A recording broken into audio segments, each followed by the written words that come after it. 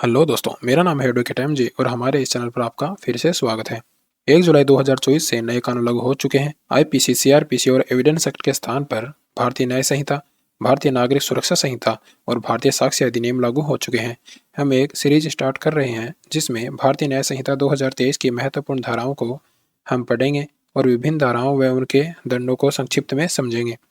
यह सीरीज सभी के लिए महत्वपूर्ण होने वाली है, चाहे आप लॉ स्टूडेंट हो या एडवोकेट हो या एक साधारण व्यक्ति हो जिसे इस मामलों की जानकारी नहीं है।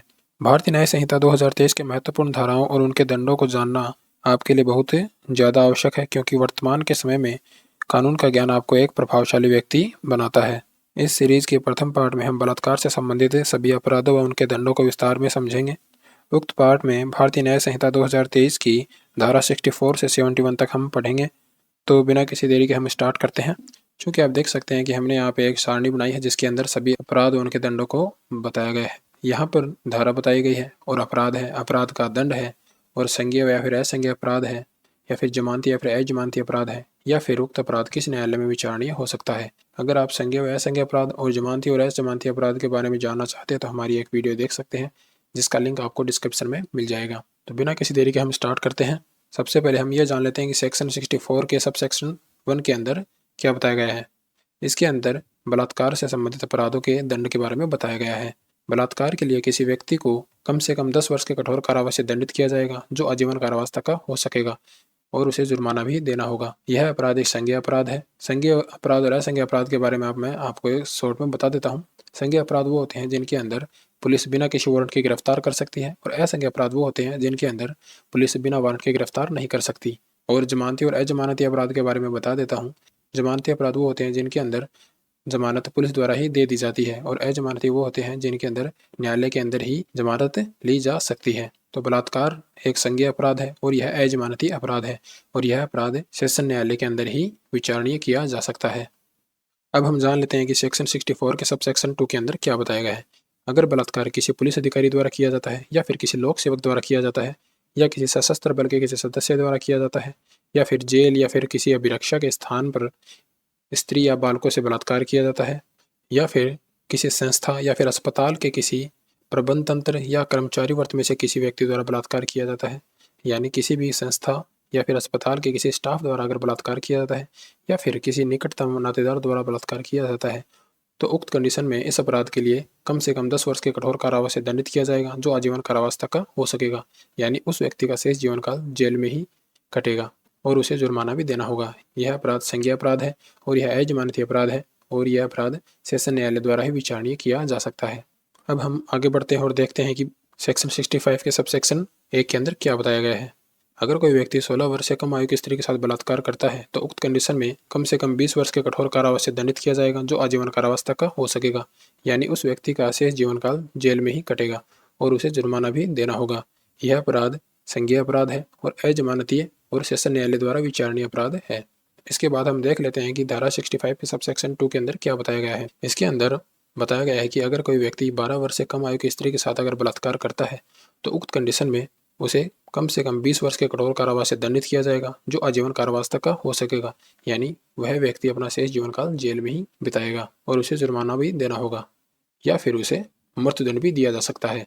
हमने देखा कि धारा 65 के सब सेक्शन 1 के अंदर मृत्युदंड का प्रावधान नहीं है, जबकि धारा 65 के सब सेक्शन 2 के अंदर मृत्युदंड का प्रावधान है। यह एक संज्ञेय अपराध है और अजमानती और सेशन न्यायालय द्वारा विचारणीय अपराध है। हम आगे बढ़ते हैं और जान लेते हैं कि धारा 66 के अंदर क्या बताया गया है।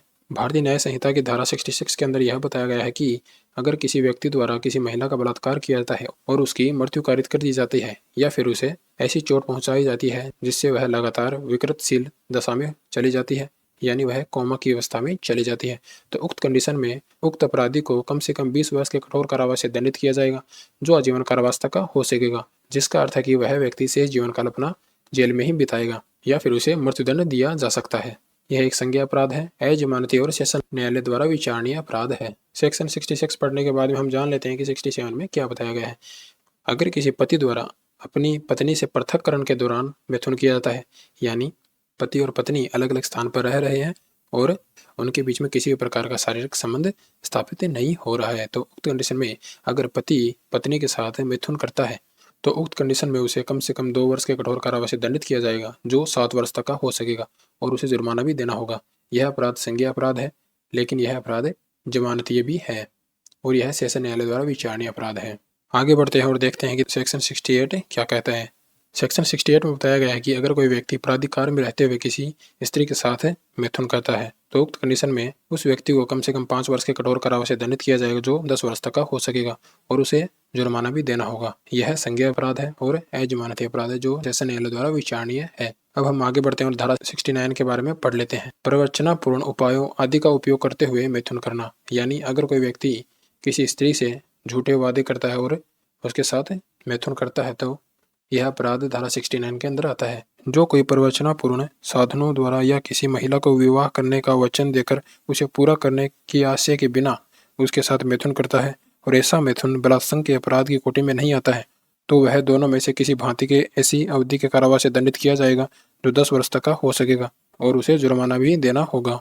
यह अपराध संज्ञेय अपराध है और अजमानतीय अपराध है, जो सेशन न्यायालय द्वारा विचारणीय है। इसे हम आसान भाषा में समझ लेते हैं कि अगर कोई व्यक्ति शादी का झूठा वादा करके किसी स्त्री के साथ में मैथुन करता है तो उक्त कंडीशन में उस पर धारा 69 लगेगी और उसे 10 वर्ष तक कठोर कारावास की दंड दिया जा सकता है। अब हम आगे बढ़ते हैं और देखते हैं कि धारा 70 के सबसेक्शन 1 के अंदर क्या बताया गया है। इसके अंदर बताया गया है सामूहिक बलात्कार। अगर किसी स्त्री के साथ में 2 या अधिक व्यक्ति द्वारा बलात्संग किया जाता है तो उक्त कंडीशन में प्रत्येक व्यक्ति को कम से कम 20 वर्ष के कठोर कारावास से दंडित किया जाएगा, जो आजीवन कारावास तक का हो सकेगा, यानी उक्त व्यक्ति का शेष बचा जीवन काल जेल में ही कटेगा और उसे जुर्माना भी देना होगा। यह अपराध संज्ञेय अपराध है और अजमानती है, जो सेशन न्यायालय द्वारा विचारणीय है। इसके पश्चात हम देख लेते हैं कि धारा 70 के सबसेक्शन 2 के अंदर क्या बताया गया है। अगर किसी 18 वर्ष से कम आयु की स्त्री के साथ सामूहिक बलात्कार किया जाता है तो उक्त कंडीशन में उन सभी व्यक्तियों को आजीवन कारावास से दंडित किया जाएगा, यानी उन सभी का शेष जीवन काल जेल में ही कटेगा और उन्हें जुर्माना भी देना होगा या फिर उन्हें मृत्युदंड दिया जा सकता है।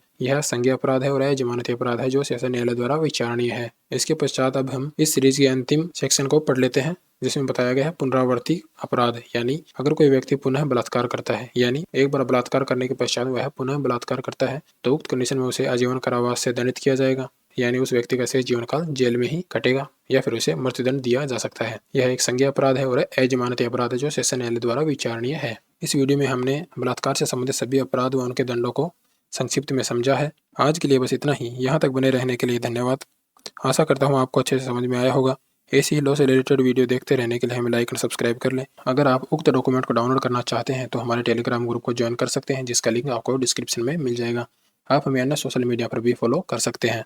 इसके बावजूद अगर आपको कुछ डाउट रह गया हो तो कमेंट बॉक्स में ज़रूर बताइएगा, मैं उसका जवाब ज़रूर दूंगा, और कमेंट बॉक्स में अपना एक्सपीरियंस भी शेयर कीजिएगा।